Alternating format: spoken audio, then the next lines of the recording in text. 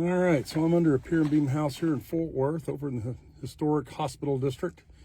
And it's an old pier and beam house. This house is probably 80 years old. And we had some wood to replace. You can see here where let's see, let me flip this thing around. All right, you can see all this new beam here. It's all pressure treated lumber. We replaced this beam. Got some steel shims here, reset and reshim the house. You can see those are steel shims. Those little plates in there. A lot of companies are using wood shims. If you hire a handyman, they may use wood shims. You're really not supposed to do that, not allowed to do that. So if you look underneath your house and you have old wood shims, they're probably compressed by now and probably need to be replaced. You see this piece of wood back here. Let me get a little closer. Hold on, stand by.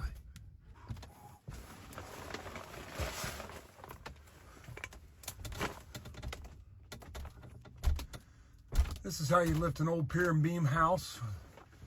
You put the jack right next to the original pier, put pads or something underneath it, something stable, and lift it up, and then you put those steel shims in right there. And then this little piece of wood right past that white pipe, the piece of wood laying on its side is what we call sill plate. There's some more sill plate over here. You can see the new wood we just replaced. So I'm underneath this old pier and beam house in Fort Worth. And y'all know me, I'm kind of a smart aleck. When someone says they're going to get a bunch of different bids, my first question is, do you know the difference between a beam and a joist? And the answer is almost always, no, sure don't. If you don't know the difference between a beam and a joist, just as an example, what are you going to base your decision on when you're interviewing all these different foundation repair companies? You honestly don't really know what it is they're doing, so it's really difficult to differentiate one company from another company. You may not know what to ask. So on these old pier and beam houses, there's different components. They're built different ways sometimes. I'm going to show you some things to look at and look for underneath your house. This big piece of wood that runs the length of the house, in this case it's the length of the house, sometimes it's the width. In this case it's the length, front to back. This is the beam. It has to be at least a 4" by 6" Cannot be any smaller than 4 by 6. We see 4 by 4s underneath there sometimes, and we have to replace those. Beams are about it could be anywhere from every 5 feet to every 8 feet apart. These are joists.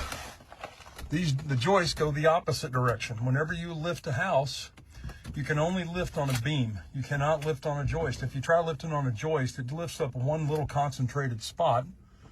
Doesn't lift the entire area. When you lift the beam, it lifts all of the joists because all of the joists are on top of the beam. And then there's sill plate. See that new piece of wood laying on its side right there? That's sill plate. That's what the joists sit on. Sill plate tends to rot out the most in threshold areas. You know, if the door coming in from outside, you tend to get a lot of moisture underneath the house in those areas, and it'll cause that sill plate to rot. Sill plate, and then that piece of wood standing up on its side right there is called band joist. Sill plate and band joist are the two hardest things to replace underneath a house. Therefore, unfortunately, they're the most expensive. And the reason is just they're really hard to get to. You got to lift this entire side of the house, lift all of those joists off of the sill plate, pull the old sill plate out, and put the new sill plate in. It's a lot of work.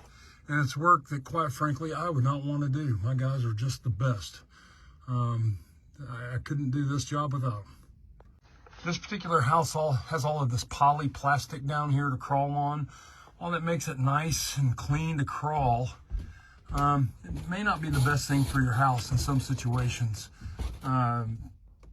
It can trap moisture underneath the plastic to where it just never dries out. But it can also keep the moisture from getting up into the wood. So it's kind of 6 of one, half dozen of the other. The whole world looks pretty now. I got the view from space, but everything